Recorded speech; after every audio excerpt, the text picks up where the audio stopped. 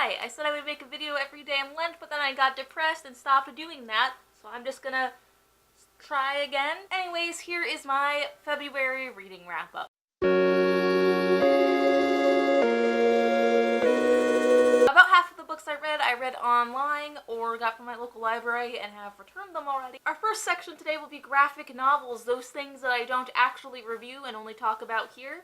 The first thing I read was The Visions, Volume 1, A Little Worse Than a Man, written by Tom King. It is this beautiful story about being othered and what it means to be a person, and if you can have respect when you're not like anyone else, but it's also about the lies that we tell to each other in order to protect the ones that we love. It is complex and kind and a very weird way to tell a story, but it is so beautiful, and it is so much about what a family is and what a family should be, and I loved it. I also read SpiderMan Miles Morales, Volumes 2 and 3, both were written by Brian Michael Bendis. These stories included Civil War II and the after effects of it, as Miles is trying to get used to the fact that people know that he's brown, and some people call him the Black Spider-Man, which is a modifier, but he's just trying to be Spider-Man, and he's trying to deal with his family finding things out about him and his friends group falling apart because of a superhero civil war, because you can't just have a simple life. At its core, Spider-Man Miles Morales Volume 2 and 3 was about who could you trust.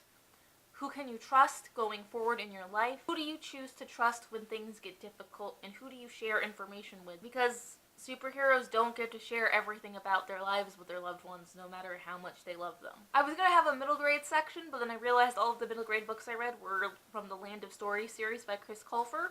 I'm almost finished with it. I have to read the last book, but in February I read The Enchantress Returns, which kind of details and gives backstories to what is Sleeping Beauty's backstory and her villain. And it does this wonderful job once again of humanizing the people that we demonize throughout history. She was definitely a straight up villain who will kill anyone without a second thought, but wow, if I didn't just feel a little bit sorry for her. The third book in the series, A Grim Warning, is actually a bit darker than the first two books, as the twins are starting to age. They're starting to get into romantic attachments and figuring out what they want to do with their crushes, but it's also about these stories that were unpublished by the Grimm brothers, one of which is about an army approaching the land of fairy tales, and that sets up this really cool European adventure and conflict. Beyond to the Kingdom, which takes the twins to stories outside of the fairy tale realm, like Peter Pan and Adventures in Wonderland and Robin Hood, and it was all very good. The fifth book in the series, and the last one that I read, was Author's Odyssey, which shows some of the stories that Connor Bailey has been writing for school. And it's this really nice, cool short story when you get to actually go in and see your creations and what that would feel like, because doesn't every author just dream a little bit about seeing the worlds they create? The Bells by Donnell Clayton, the only YA book that I read this month. I got it as an ARC. It was published in February, and I enjoyed it, but it was more of like a guilty pleasure thing because I had a lot of issues with this book. It had that thing about sci-fi stories where I find the premise interesting. It's about a world where some people are born with color and with beauty and everybody else is just gray. But the people with beauty that was gifted to them can give that to other people, and there's this whole conspiracy theory and classism that plays into that, and royalty that may or may not be actually good or moral people, and who may or may not love each other. Just, you know, the way royal families are. The premise was interesting, but the writing kind of was mingled and minced, and other words that kind of make me think of cooking, but show that it's not quite right. I read two nonfiction books, the first of which was Scrappy Little Nobody by Anna Kendrick, her autobiography / memoir of her early acting career. It was delightful. I found it funny and charming and vulnerable, while still being very awkward, which made it more vulnerable. I feel like if I were still performing, I would have gotten more out of Scrappy Little Nobody than I did.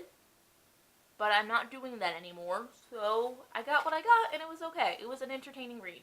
And the last book I read, and one that I'm still working on, is By Notes for a Bisexual Revolution by Sherry Eisner.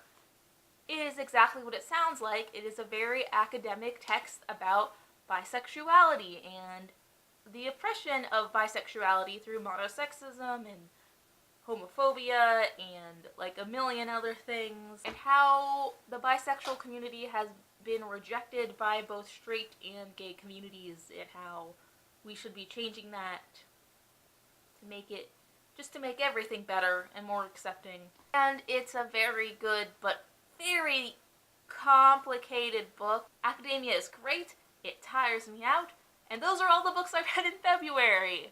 I hope you're all having a lovely day. I hope to see you tomorrow, and if you want to see more from me, you can subscribe, watch another video of mine, or support me on Patreon. I read Scrappy Little Nobody after the recommendation of my friend Tori, so you should totally check out her channel. And hey, I love you.